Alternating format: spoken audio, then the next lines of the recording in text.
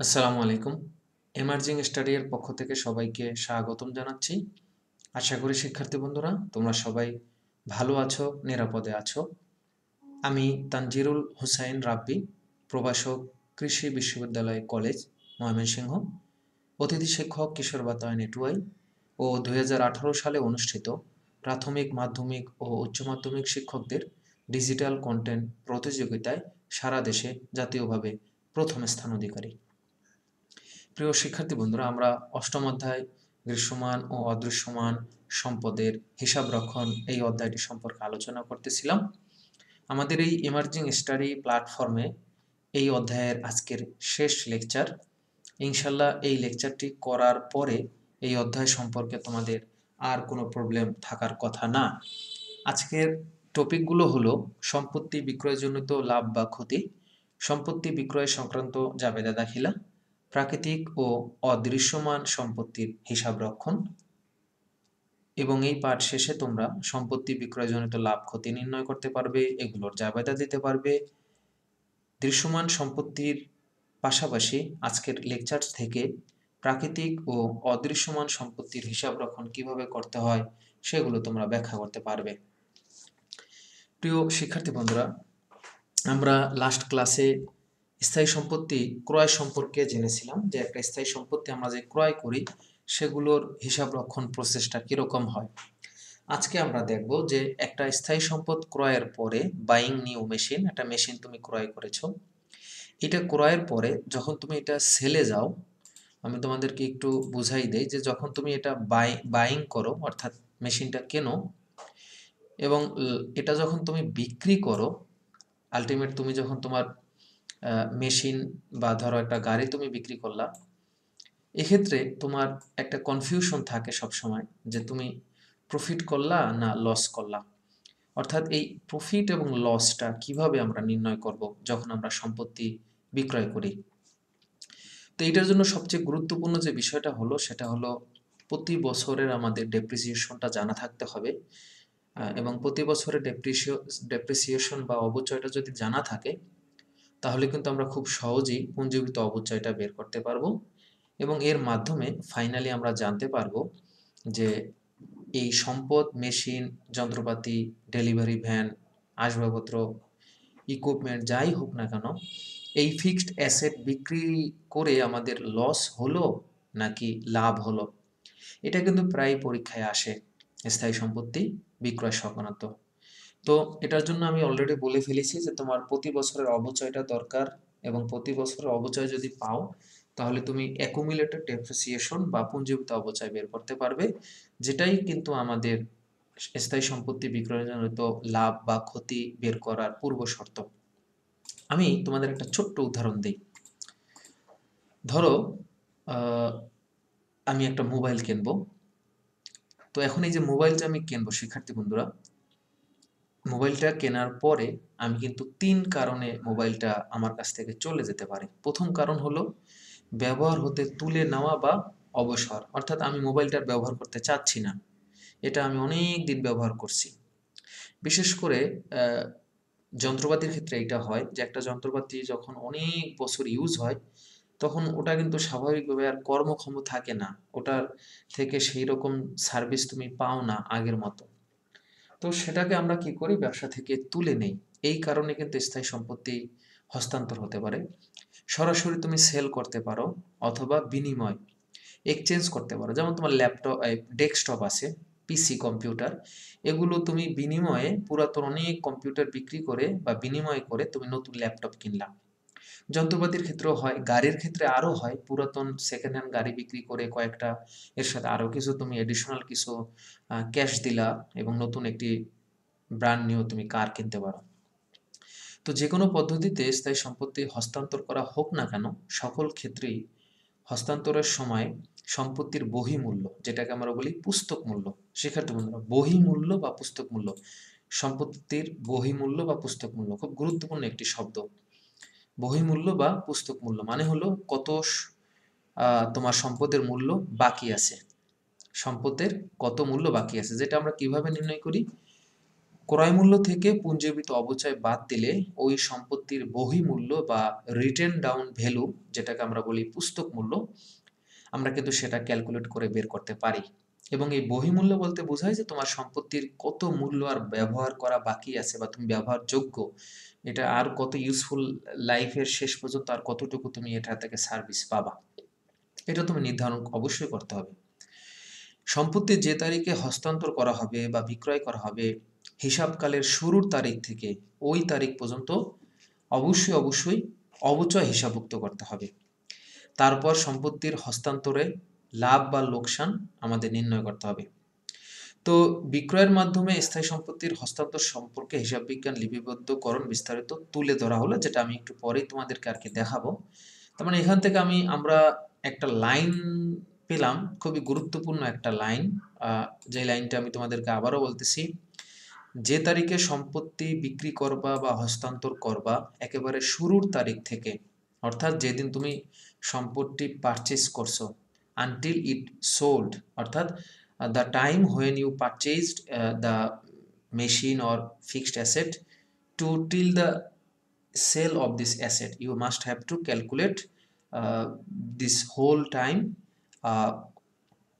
Depreciation, অর্থাৎ এই total সময়ের তোমার অবচয় বের করতে হবে। দেন তুমি পুঞ্জীভূত অবচয় বের করবা। দেন পুঞ্জীভূত অবচয়টা পেয়ে গেলে তুমি সম্পত্তির ক্রয় মূল্য থেকে এই পুঞ্জীভূত অবচয় বাদ দিয়ে সম্পত্তির বহিঃমূল্য পেয়ে যাবে। তো আমি একটা উদাহরণ দেখাই, তাহলে তোমাদের আশা করি বিস্তারিত বুঝতে পারবো। ধরো একটা মোবাইলের কথাই, যেটা আমি একটু আগেই তোমাদেরকে বলতে চেয়েছিলাম। আমি একটা মোবাইল কিনেছিলাম, আসলেই বাস্তব কথা। 2015 সালে সত্যি আমি একটা মোবাইল কিনেছিলাম নিয়ার অ্যাবাউট 5,000 টাকায়, কিছু কম বেশি হবে, আমি জাস্ট রাউন্ড ফিগারে 5,000 টাকাটি নিয়ে আসলাম। তো শিক্ষার্থী বন্ধুরা, এখানে আমি 5,000 টাকা দিয়ে এই মোবাইলটা আসলে ক্রয় করেছিলাম। তো মোবাইলটা আসলে ছিল অ্যান্ড্রয়েড সেট ছিল, তবে এটা ছিল তোমার ওয়ালটন প্রিমো GH2। পরবর্তীতে কিন্তু আমি এই মোবাইলটা বিক্রি করে আরও কিছু টাকা অ্যাড করে হুয়াইয়ের 2019 সালে হুয়াই Y9 একটা নতুন সেট কিনি। তো এই যে আমি মোবাইলটা কিনেছিলাম 5,000 টাকা 2015 সালে, তো আমাকে যে দোকান থেকে আমি কিনছিলাম তারা আমাকে বলছিল যে আপনি এই মোবাইলটা ব্যবহার করেন, কমপক্ষে এটা 5 বছর ব্যবহার করতে পারবেন। আমাকে ওয়ালটনের শোরুম থেকে বলে দিছিল যে আপনি ব্যবহার করতে থাকেন, 2019 সাল পর্যন্ত আসলে আপনি ব্যবহার করতে পারবেন, এরপর আপনি ওয়ালটনের নতুন ভার্সন কিনেন বা অন্য সেট কিনেন। এরপর আমি বললাম যে কেন এরপর ব্যবহার করা যাবে না? উনি বলছে ব্যবহার করা যাবে, তবে আনুমানিক আপনি 5 বছর ভালোভাবে ব্যবহার করতে পারবেন। তো আসলেই 2017 সালে গিয়ে আমি মোবাইলটা বিক্রি করি।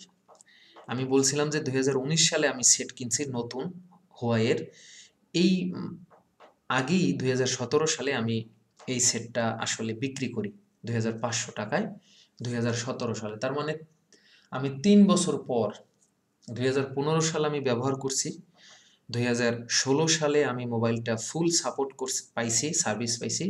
2017 সালের একেবারে শেষে গিয়ে 31শে ডিসেম্বরে গিয়ে আমি এই মোবাইল সেটটা 2,500 টাকায় বিক্রি করলাম। কত টাকায় বিক্রি করলাম শিক্ষার্থী বন্ধুরা? 2,500 টাকায়। তো এখন আমি যদি তোমাদের কাছে জানতে চাই যে তোমরা আমাকে কেউ একটু গেস করো যে এই মোবাইলটা যে আমি বিক্রি করলাম, এতে আমার কি লাভ হয়েছে না ক্ষতি হয়েছে? আমি 3 বছর ব্যবহার করার পর, ফুল সার্ভিস নেওয়ার 3 বছর ব্যবহার করার পর আমি 2017 সালে এই মোবাইলটা যে বিক্রি করলাম 2,500 টাকা, এতে কি আমার লাভ হয়েছে না ক্ষতি হয়েছে? তো তোমাদের আপাত দৃষ্টিতে মনে হতে পারে যে আমার ক্ষতি হয়েছে। এটা কিন্তু আমি আপাত দৃষ্টিতে কথাটা বললাম। হ্যাঁ, আপাত দৃষ্টিতে মনে হচ্ছে যে তোমাদের ক্ষতি হয়েছে, এটা মনে হইতে পারে। কেন? কারণ যে মোবাইলটা আমি 5,000 টাকায় কিনছিলাম, সেই মোবাইলটা আমি 2,500 টাকায় বিক্রি করছি। স্বাভাবিকভাবে 2,500 টাকা কিন্তু আমার ক্ষতি হয়েছে, এরকম তোমাদের মনে হইতে পারে। কিন্তু আমি মাঝখান থেকে একটা প্রশ্ন করি, আমি যে এই 3 বছর ইউজ করছি, এটাকে আমি হাওয়ায় ইউজ করছি? মাঝখানে যে আমি 3 বছর ইউজ করলাম, সেটাকে আমি হাওয়ায় ইউজ করলাম? এই যে 2015 সাল থেকে 15, 16, 17 3 বছর যে আমি ইউজ করলাম, এটাকে আমি হাওয়া ইউজ করলাম। তুমি তো সেইটা ধরলা না। তুমি ধরলা কি 5,000 টাকায় স্যার আপনি মোবাইল কিনছেন, 3 বছর পর 2,500 টাকায় বিক্রি করছেন, আপনার তো স্যার ক্ষতি হয়েছে। কিন্তু ভাই আমি যে 3 বছর ইউজ করছি, এটার ব্যবহারজনিত যে মূল্য হ্রাস পাইছে, তো এটার অবচয় হয়েছে না? অবশ্যই অবচয় হয়েছে। প্রতি বছর আমার কত করে অবচয় হয়েছে? 1,000 টাকা করে পার ইয়ার। অবশ্যই আমার অবচয় হয়েছে। অবচয় কেন হবে না? অবশ্যই হবে। কারণ আমরা অবচয় জানি কি, প্রত্যেক বছর স্থায়ী সম্পদ ব্যবহারজনিত মূল্য হ্রাসকে আমরা বলি কি অবচয়। তাহলে এখানে যে আমি 5 বছর ইউজ করছি, পার ইয়ার আমার অবচয় কত হয়েছে? 1,000 টাকা।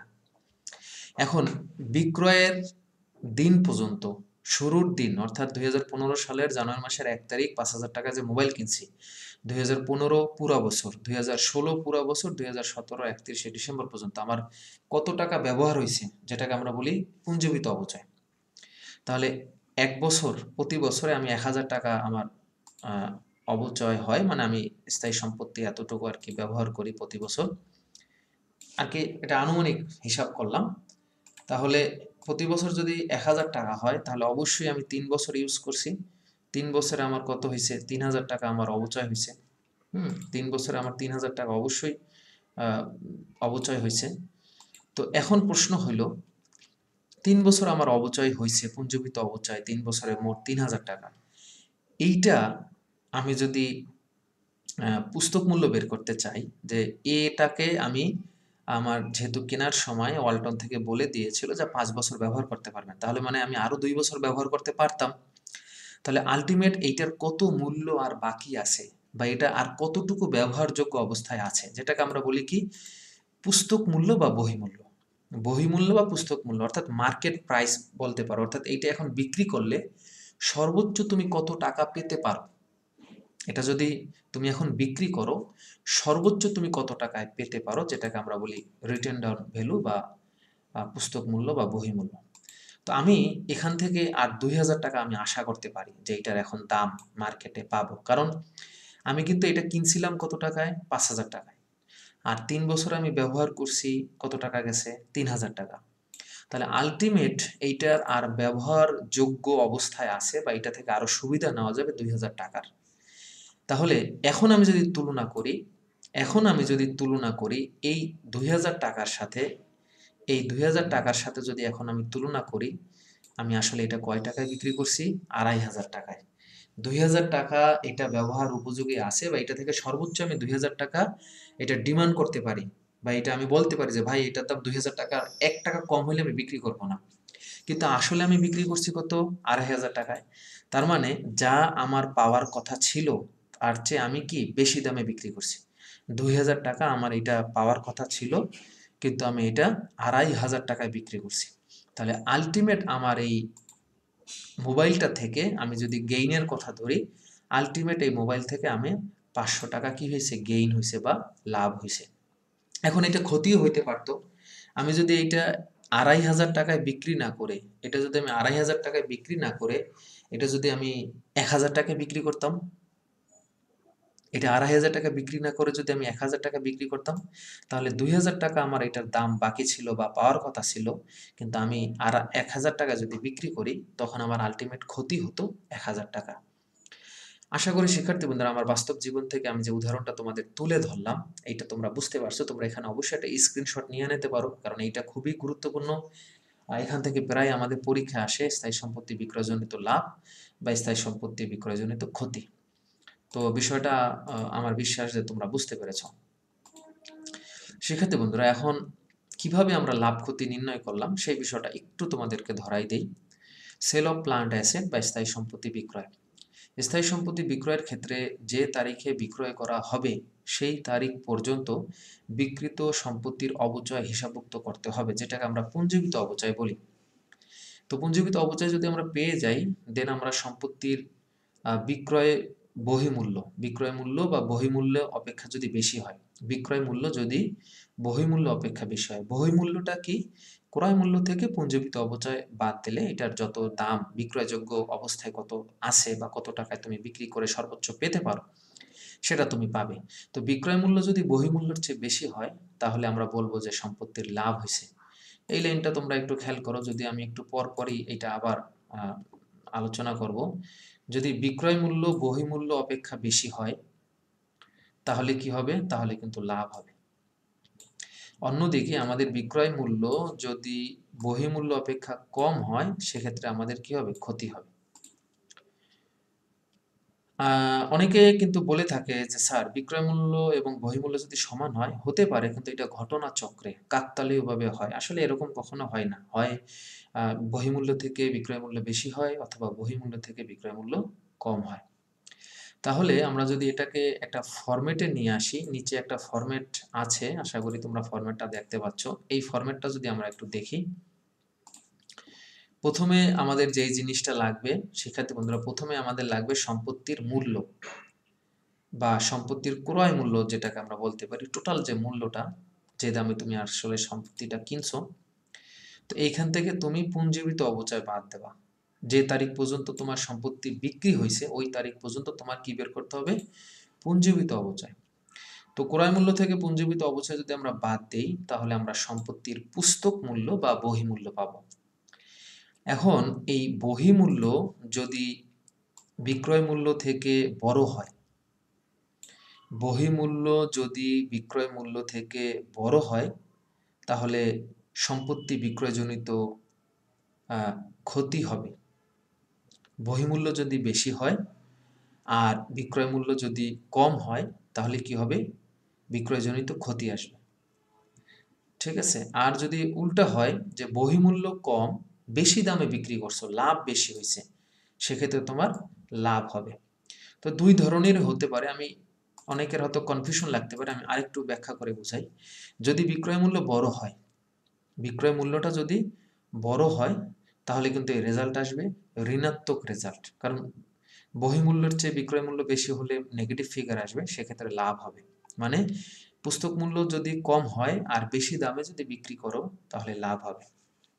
অন্যদিকে বহিঃমূল্য যদি বড় হয় আর পুস্তক মূল্য আর বিক্রয় মূল্য যদি কম হয় সেক্ষেত্রে কি হবে? পজিটিভ রেজাল্ট আসবে এবং ক্ষতি হবে। অর্থাৎ বহিঃমূল্য হলো যেই দামটা তুমি হাঁকাইছো বা তুমি আশা করতেছো যেই দামটা তুমি পাবে, আর বিক্রয় মূল্য হলো অরিজিনাল যেই দামে তুমি বিক্রি করছো। এখন বেশি দামে বিক্রি করলে বহিঃমূল্যের চেয়ে অবশ্যই লাভ হবে, আর বিক্রয় মূল্য যদি বহিঃমূল্যের চেয়ে ছোট হয় তাহলে কি হবে? তাহলে লস হবে।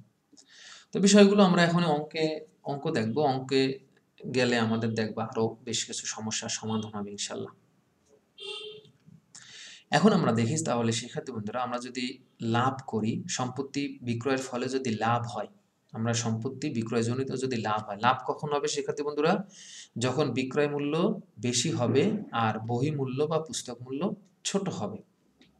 পুস্তক মূল্য বা বহিঃমূল্যের চেয়ে যখন তুমি বেশি দামে বিক্রি করবা তখন আমাদের প্রফিট হবে বা মুনাফা হবে। সেক্ষেত্রে জাবেদাটা কিরকম হবে? প্রথম জাবেদাটা হবে নগদান হিসাব ডেবিট। প্রথম জাবেদাটা কি হবে? নগদান হিসাব ডেবিট। তো এখানে আরেকটা বিষয় হলো যে তারিখটা কোন তারিখ দেব? তারিখটা দেব বিক্রয়ের তারিখ, অর্থাৎ যেই দামে আমরা সেল করছি। বছরের মাঝামাঝি হতে পারে, বছরের সেপ্টেম্বরে হতে পারে, যেই সময় আমরা বিক্রি করব এখানে সেই তারিখ দেব। এখানে নগদান হিসাব বলতে বোঝাচ্ছে বিক্রয় মূল্য।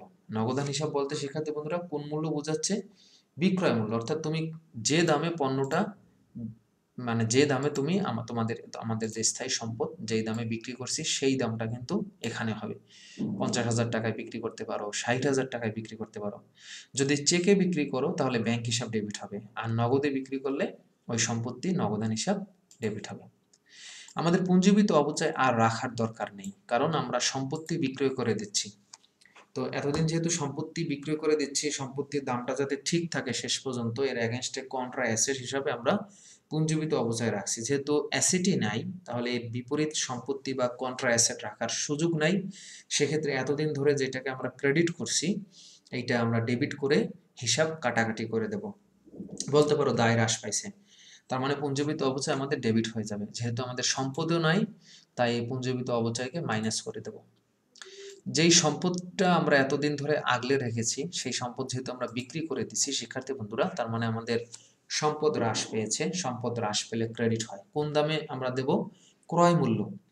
ক্রয় মূল্য, নগদান হিসাবটা, যে দামে সম্পদ বিক্রি করবা, নগদে যে টাকা পাবা সেটা বিক্রয় মূল্য হিসাবে, বিক্রয় মূল্য যে দাম, যে দামে বিক্রি করছো সেই দামটা দেখাবা। আর সম্পত্তি হিসাব ক্রেডিট হবে ক্রয় মূল্য, অর্থাৎ যেই দামে তুমি সম্পদটা কিনছিলা একেবারে শুরুতে সব খরচ মিলাইয়া। আর শেষে আমাদের যেটা হবে সেটা হলো, যেহেতু আমরা এখানে লাভ করছি, আমাদের বিক্রয় মূল্য বেশি, তাই সম্পত্তি বিক্রয়ের জন্য তো লাভ হিসাব কি হবে, ক্রেডিট হবে। তো সেক্ষেত্রে বন্ধুরা এখানে এই যে আইটেমটা আমি তোমাদেরকে একটু দেখাই, এই সম্পত্তি বিক্রয়জনিত লাভ, এটা কিন্তু একটা নামিক হিসাব, যেটাকে আমরা বলি আয় এবং ব্যয় জাতীয় হিসাব। তোমরা জানো যে কার্যপত্র অধ্যায়ে আমরা শিখেছিলাম সমাপনী দাখিলা। আয় এবং ব্যয় জাতীয় হিসাবগুলোকে মিলকরণ নীতি অনুযায়ী সমাপনী দাখিলার মাধ্যমে চলতি হিসাবকালী এটা ক্লোজ করতে হয়, তাই এটাকে কি করতে হবে, বন্ধ করতে হবে। এখন এটা ক্রেডিট আছে, ক্রেডিট আইটেমকে বন্ধ করতে হলে কি করতে হবে, ডেবিট করতে হবে। তার মানে সম্পত্তি বিক্রয়জনিত লাভ যেটা ক্রেডিট ছিল সেটাকে আমরা এখন কি করে দেবো, সেক্ষেত্রে আমরা ডেবিট করে দেবো, সম্পত্তি বিক্রয়জনিত লাভটাকে ডেবিট করে দেবো। আর ক্রেডিট তাহলে কাকে করব, ক্রেডিট করব শিক্ষার্থী বন্ধুরা আয় সারাংশ। কাকে ক্রেডিট করব, আয় সারাংশ বা আয় বিবরণ। আর এখানে তারিখটা হবে হিসাবকালের শেষ তারিখ। কোন তারিখ হবে, যেই তারিখে বিক্রি করছি সেই তারিখ না, কোন তারিখ হবে, হিসাবকালের শেষ তারিখ, 31শে ডিসেম্বর বা 30শে জুন, আমাদের হিসাবকাল যদি যে অনুযায়ী হয়, ক্যালেন্ডার ইয়ার বা ফিসকাল ইয়ার যাই হোক। এবং এখানে লিখতে হবে সম্পত্তি বিক্রয়জনিত লাভ হিসাব বন্ধ করা হলো, এই হিসাবটাকে আমরা কি করে দিলাম, ক্লোজ করে দিলাম, বন্ধ করে দিলাম। তাহলে এখানে জাবেদা কিন্তু দুইটা হচ্ছে, গত ক্লাসে আমরা কিন্তু জাবেদা দেখছিলাম তিনটা, সম্পদ ক্রয়ের জাবেদা, অবচয় ধরার জাবেদা, অবচয় বন্ধ করার জাবেদা। এখনো কিন্তু আমরা আর একটা বন্ধ করার জাবেদা পাইলাম। তার মানে অবচয় বন্ধ করার জাবেদা এবং সম্পদ বিক্রয়জনিত লাভ বা ক্ষতি বন্ধ করার জাবেদা একেবারে হিসাবকালের শেষ তারিখ হবে। তো এখন তো আমরা এটা তো দেখলাম সম্পত্তি বিক্রয়জনিত লাভ।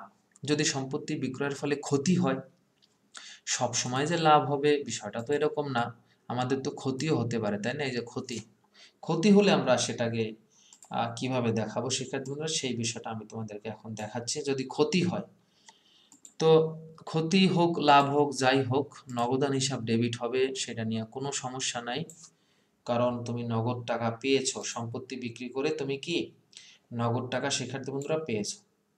এটা তারিখ হবে কোনটা, বিক্রয়ের তারিখ, এবং নগদান হিসাব এটা হবে বিক্রয় মূল্য, যেই দামে তুমি আসলে বিক্রি করছো। পুঞ্জীবিত অবচয় রাখার দরকার নাই, তাই পুঞ্জীবিত অবচয় ডেবিট হয়ে যাবে। এরপর সম্পত্তি বিক্রয়জনিত ক্ষতি, আমরা জানি যে সম্পত্তি বিক্রয়জনিত লাভ হলে সেটা শিক্ষার্থী বন্ধুরা, লাভ হলে হয় ক্রেডিট আর ক্ষতি হইলে হয় ডেবিট। সম্পত্তি বিক্রয়জনিত ক্ষতি এটা কি হবে, ডেবিট আইটেম, যেহেতু এটা ব্যয় বা খরচ আইটেম। আর যে সম্পত্তিটা আমরা বিক্রি করে দিছি সেই সম্পত্তিটা আমাদের আর নাই, তাই সম্পত্তি হিসাব কি হবে, ক্রেডিট। এবং এটা কোন মূল্য হবে, ক্রয় মূল্য। এখন এখানে যে বিক্রয়জনিত ক্ষতি আছে এটা আবার যেহেতু নামিক হিসাব, আয় এবং ব্যয় জাতীয় হিসাবের ভিতরে পড়ে গেছে, তাই এই হিসাবটাকে আমাদের ক্লোজ করতে হবে, এই হিসাবটাকে কি করতে হবে, ক্লোজ করতে হবে। ক্লোজ করার জন্য আমরা যে কাজটা করব শিক্ষার্থী বন্ধুরা, ক্লোজ করার জন্য আমরা যে কাজটা করব, এইটা ডেবিট আছে তাই ক্লোজ করার জন্য এটা ক্রেডিট করে দেব, ঠিক আছে।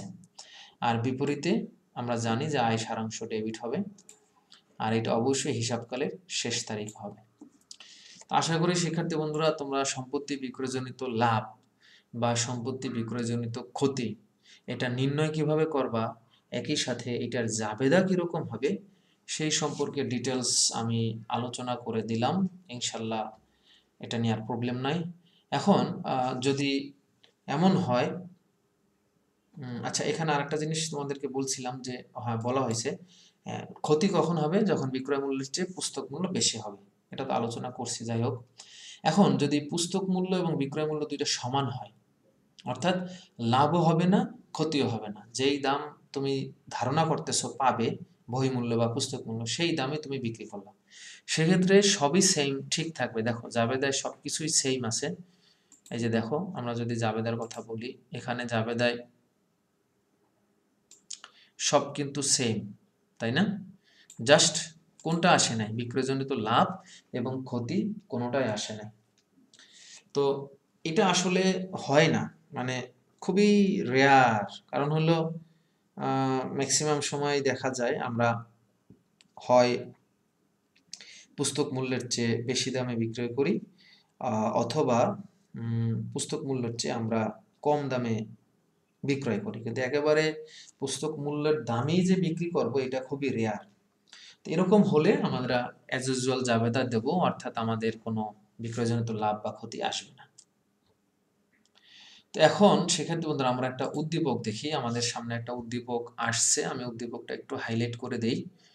এই উদ্দীপকটা আমরা এখন একটু সলভ করি। চলো, একটা উদাহরণ আমাদের সামনে আছে, এটা আমরা একটু সলভ করি। হাতিল ফার্নিচার 2013 সালের 31শে ডিসেম্বর তারিখে 1,20,000 টাকা মূল্যের ক্রয় মূল্যের একটি যন্ত্রপাতি, যেটা 22,000 টাকায় বিক্রি করে। এইটা আমরা কিনছিলাম 1,20,000 টাকায়, বাট এটা আমরা বিক্রি করছি 22,000 টাকায়।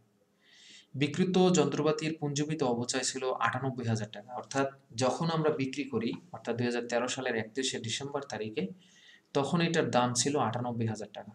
তার মানে এটা অনেক আগে কিন্তু আমাদের ক্রয় করা হয়েছিল। হ্যাঁ, তো এখন আমাদের এখানে বিক্রয়জনিত লাভ বা ক্ষতি আমাদের নির্ণয় করতে হবে। তো সেক্ষেত্রে বন্ধুরা, বিক্রয়জনিত লাভ বা ক্ষতি নির্ণয়ের ক্ষেত্রে প্রথমেই আমাদের দরকার পুস্তক মূল্য। তো পুস্তক মূল্য বের করার সূত্র কি? পুস্তক মূল্য বের করার সূত্র হলো ক্রয় মূল্য মাইনাস পুঞ্জীভূত অবচয়। এখন আমরা দেখি আমাদের এখানে ক্রয় মূল্য কত আছে।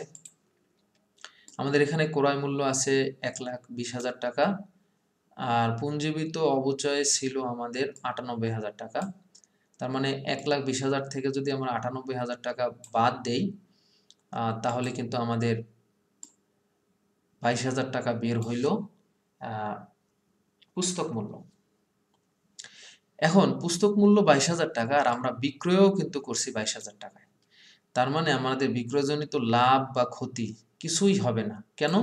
কারণ যেই দাম আমরা আশা করছিলাম পাওয়ার কথা, বা পুস্তক মূল্য বা বই মূল্য যেটাকে আমরা বলি, যেই দামটা বাকি আছে বা মার্কেটে যেই দামটা আমরা এক্সপেক্ট করতে পারি, সেই দামেই কিন্তু আসলে আমরা এই সম্পদটা সেল করছি।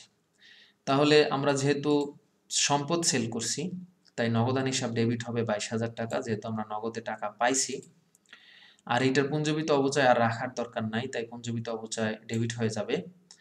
আর এতদিন ধরে যে সম্পদটা আমরা আগলাই রাখছিলাম, সেই সম্পদটা আমাদের কাছ থেকে চলে গেছে, সম্পদ হ্রাস পাইছে, তাই যন্ত্রপাতি হিসাব কি ক্রেডিট।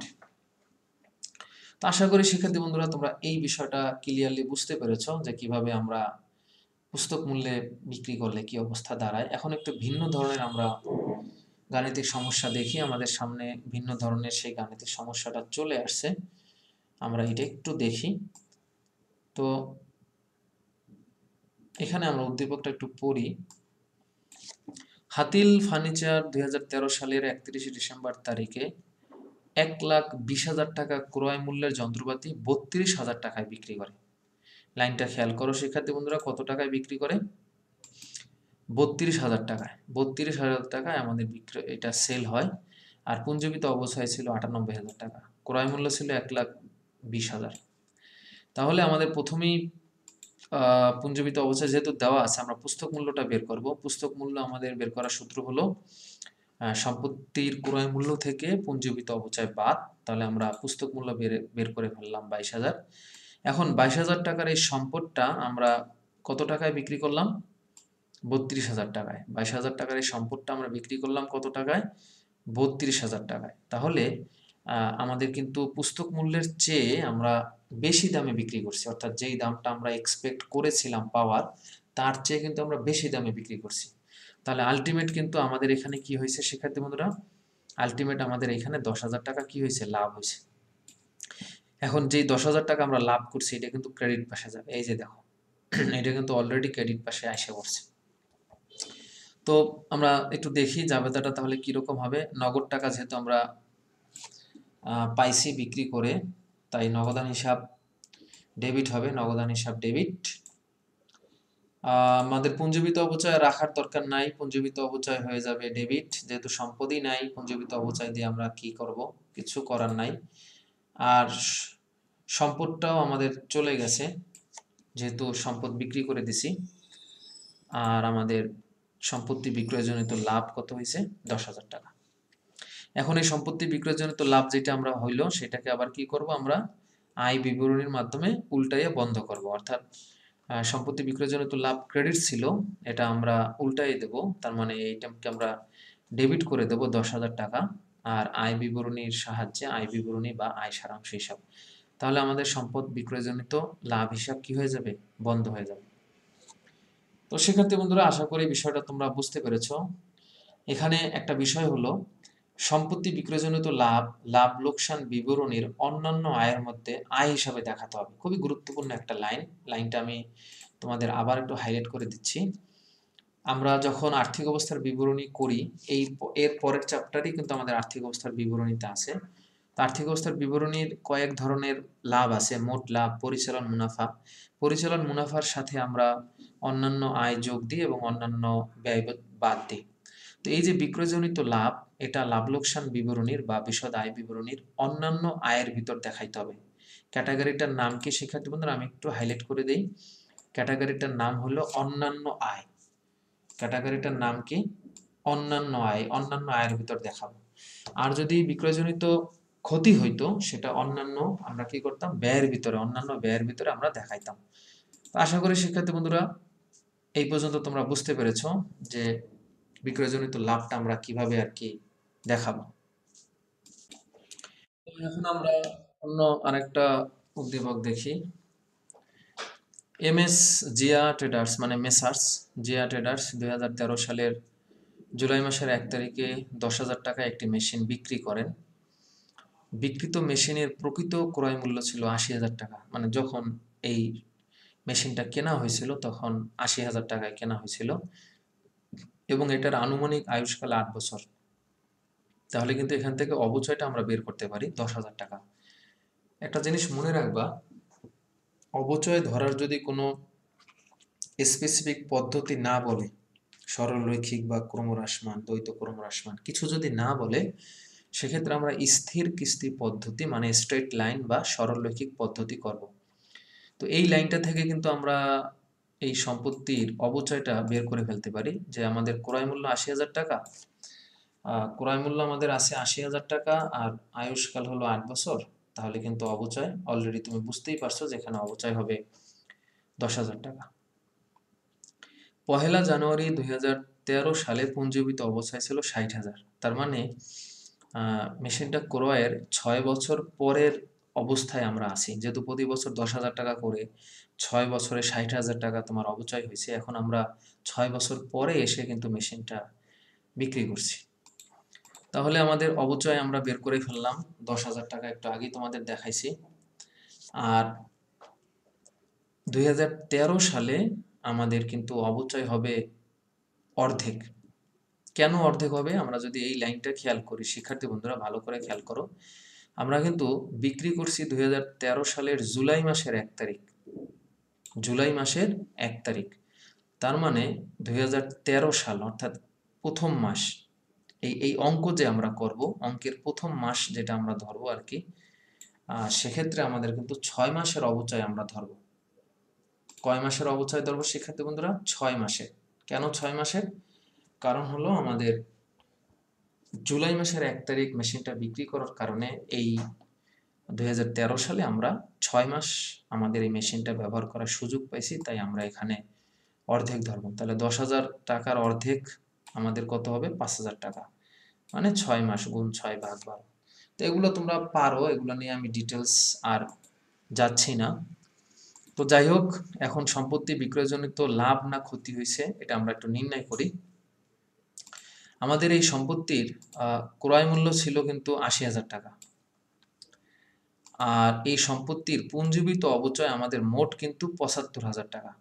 কেন 75,000 টাকা? আগের বছর পর্যন্ত ছিল কিন্তু 80,000। আগের বছর পর্যন্ত ছিল কত? 80,000।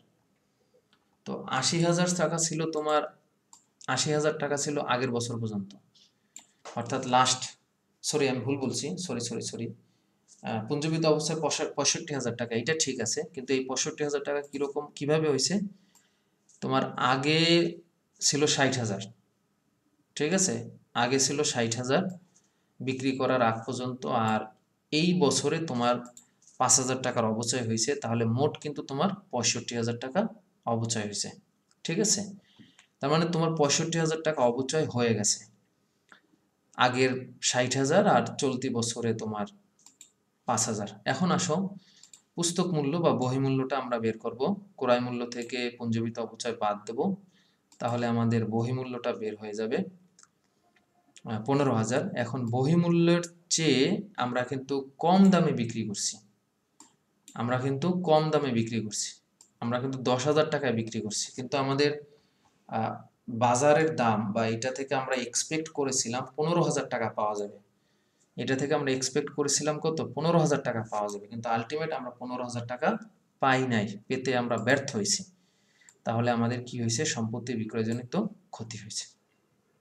তাহলে কিভাবে আমরা সম্পত্তি বিক্রয়জনিত ক্ষতিটা নির্ণয় করলাম? তো শিক্ষার্থী বন্ধুরা, এটা নিয়ে আশা করি তোমাদের কনফিউশন থাকার কথা না। আর এই অঙ্কটা একটু ব্যতিক্রম, কারণ এখানে আগের একটা পুঞ্জীভূত অপচয় আমাদের দেওয়া ছিল, আমরা জাস্ট চলতি বছরে অপচয়টা বের করছি, যতক্ষণ মানে যখন আমরা বিক্রি করছি তার আগ পর্যন্ত 5,000 টাকা, এবং আগের পুঞ্জীভূত অপচয় যোগ করে আমাদের মোট পুঞ্জীভূত অপচয়ের যে অংশটা, এই যে মোট পুঞ্জীভূত অপচয় আমরা 65,000 টাকা বের করছি। তো আশা করি এটা বুঝতে পারছো শিক্ষার্থী বন্ধুরা। এই ধরনের অঙ্ক কিন্তু প্রায় প্রায় আসে, খুব খুব খুব গুরুত্বপূর্ণ। তো এখন শিক্ষার্থী বন্ধুরা, আমরা এটার যদি জাবেদাটা দেখি, আমি একটু বড় করে দেই, আশা করি তোমরা দেখতে পাচ্ছ। জাবেদাটা আমরা দেখো, তারিখ দিছি কখন? জুলাই মাসের 1 তারিখ, কারণ আমরা বিক্রি করছি কিন্তু জুলাই মাসের 1 তারিখ। আমি যদি তোমাদেরকে এটা একটু ব্যাখ্যা করে দেখাই, দেখো আমরা কিন্তু জুলাই মাসের 1 তারিখ বিক্রি করছি, তাই না? সেটাই কিন্তু হয়েছে, এই যে জুলাই মাসের 1 তারিখ আমরা বিক্রি করছি। ওকে, আমরা কত টাকায় বিক্রি করলাম? আমরা বিক্রি করছি 10,000 টাকায়। তাহলে বিক্রি করে আমরা নগদ টাকা কিন্তু 10,000 টাকা পাইছি। এই হলো নগদ, আমরা 10,000 টাকায় পাইছি। আর পুঞ্জীভূত অপচয় অর্থাৎ 60,000 এবং 5,000 আমাদের এই বিক্রিত যন্ত্রপাতির পুঞ্জীভূত অপচয়, এই 65,000 টাকা রাখার দরকার নেই, কারণ আমরা তো যন্ত্রপাতি বা সম্পদ বিক্রি করে দিছি, তাই এর সাথে সংশ্লিষ্ট পুঞ্জীভূত অপচয় বা দায় রাখার কোনো দরকার নাই। দায়টা আমরা ডিলিট করে দিলাম। এখন আসো আমাদের সম্পত্তি বিক্রয়জনিত লাভ বা ক্ষতি। আমাদের ক্ষতি হয়েছে, আমরা দেখতেই পাচ্ছি, ক্ষতি থাকলে ডেবিট হবে। আর আমাদের যেই সম্পদ যেটা আছে সেটাও কিন্তু আর নাই। আমাদের যে সম্পদটা ছিল, আমি যদি দেখি, এই যে সম্পত্তি ছিল আমাদের 80,000 টাকা, এই সম্পত্তি কিন্তু আর নাই তোমার কাছে, কারণ তুমি বিক্রি করে দিছো।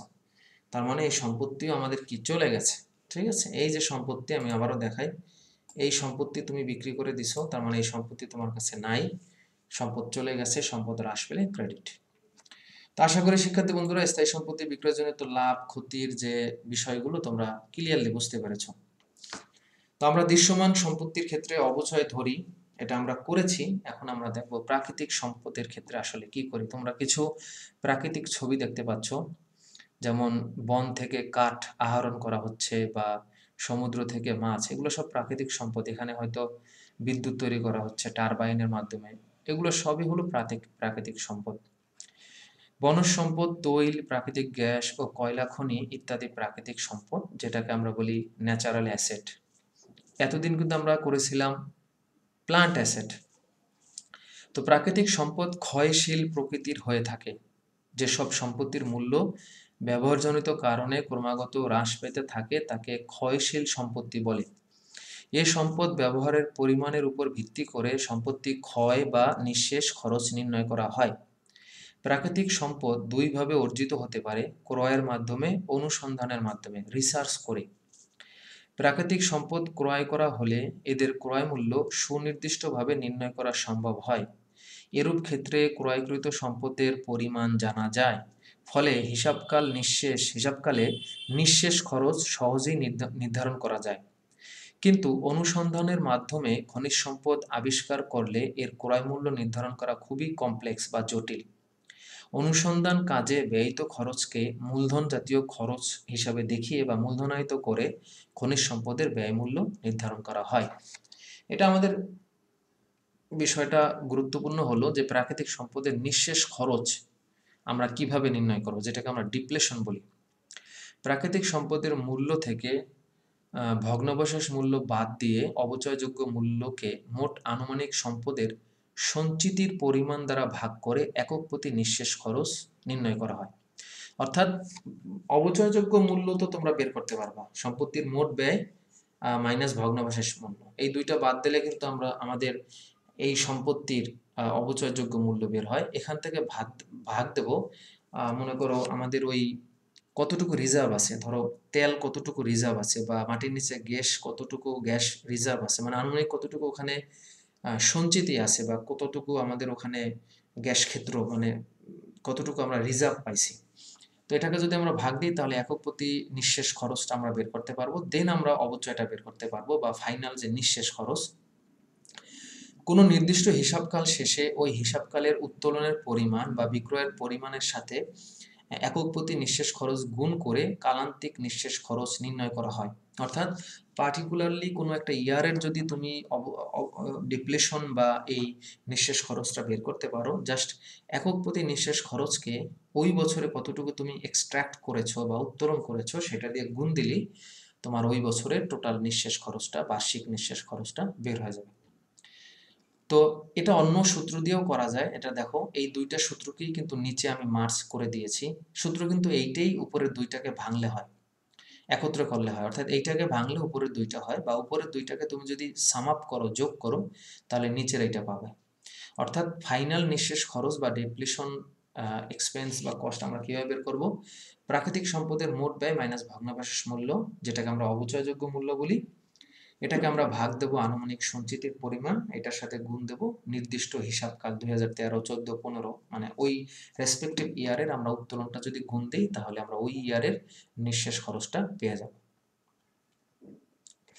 তো প্রাকৃতিক সম্পত্তি হিসাব রক্ষণের আমরা স্থায়ী সম্পত্তির উপর যেভাবে অবচয় ধরি, ঠিক এক্ষেত্রেও আমাদের নিঃশেষ খরচ বা ডেপ্লিশন এক্সপেন্স ধার্য করতে হবে, এবং এটার জাবেদা হবে অবচয়ের ক্ষেত্রে আমরা যেভাবে দেখেছিলাম অবচয় হিসাব ডেবিট, এক্ষেত্রে হবে নিঃশেষ খরচ হিসাব ডেবিট, আর পুঞ্জীবিত অবচয় না লিখে আমরা কি লিখব? পুঞ্জীবিত নিঃশেষ হিসাব ক্রেডিট। হিসাবকাল শেষে যখন আমরা আর্থিক বিবরণী তৈরি করব, সেক্ষেত্রে লাভ লোকসান নির্ণয়ের সময় পণ্যের ব্যয় হিসাবে নিঃশেষ খরচ বাদ দিতে হবে, এবং আর্থিক অবস্থার বিবরণীতে প্রাকৃতিক সম্পদ যেমন কয়লা, গ্যাস, তৈল থেকে এই পুঞ্জীবিত নিঃশেষটি বাদ দিয়ে দেখাতে হবে। অর্থাৎ সেম অবচয়ের সিস্টেমের মতো আমরা দৃশ্যমান স্থায়ী সম্পদের ক্ষেত্রে পুঞ্জীবিত অবচয় বাদ দিই। অনেক সময় উত্তোলনকৃত প্রাকৃতিক সম্পদ একটি পরিচালন চক্রে বিক্রয় নাও হতে পারে, যা পরবর্তী হিসাবকালে বিক্রয় করা হয়। এক্ষেত্রে পণ্য বিক্রয় না হওয়া পর্যন্ত নিঃশেষ খরচ হিসাবে দেখানো যাবে না। অবিকৃত উত্তোলনকৃত প্রাকৃতিক সম্পদ চলতি সম্পদ হিসাবে আর্থিক অবস্থার বিবরণীতে দেখাতে হবে। এখন আমরা দেখব আমাদের ফাইনাল এই অধ্যায়ের শেষ টপিক, অদৃশ্যমান সম্পত্তির হিসাব রক্ষণ বা ইনট্যাঞ্জিবল অ্যাসেটের আমরা যে সিস্টেমটা, এটার ক্ষেত্রে আমরা সাধারণত অ্যামোর্টাইজেশন করি, অবলোকন করি। দৃশ্যমান সম্পত্তির ক্ষেত্রে হয় অবচয়, যেগুলো দেখা যায়, বস্তুগত সম্পদ, স্পর্শনীয় সম্পদ, আর এখানে বেশ কিছু সম্পদ তোমরা দেখতে পাচ্ছ।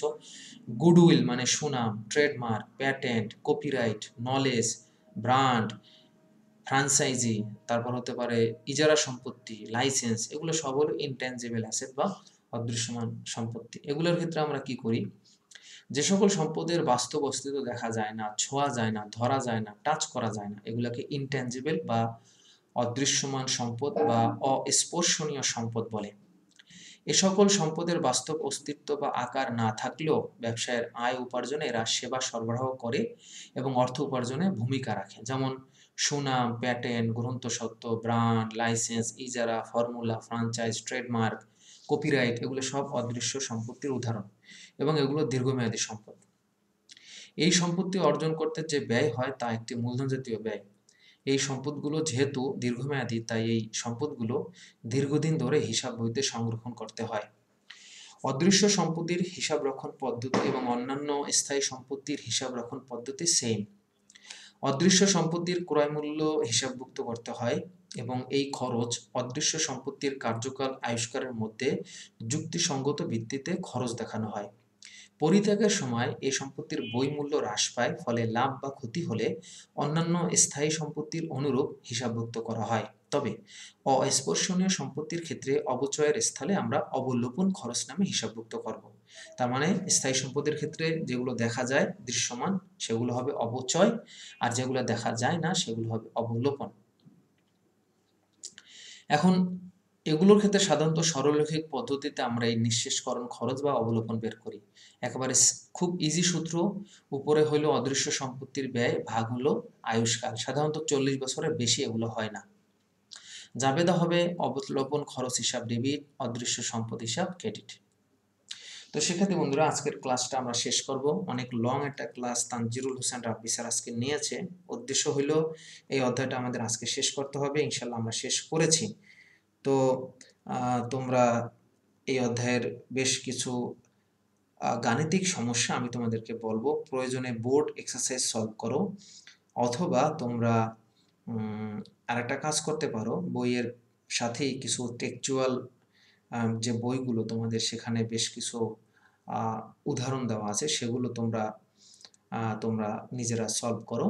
আর কোনো প্রবলেম হলে তোমরা চ্যানেলে, ইউটিউবে বা আমাদের ইমার্জিং স্টাডির যে প্ল্যাটফর্ম আছে সেখানে সলভ পাবে। তো আজকের ক্লাসটি শেষ করছি। নেক্সট ক্লাসে আমরা নবম অধ্যায় আর্থিক অবস্থার বিবরণী নিয়ে হাজির হব। সবাই ভালো থাকো, নিরাপদে থাকো। আসসালামু আলাইকুম ওয়া রাহমাতুল্লাহ।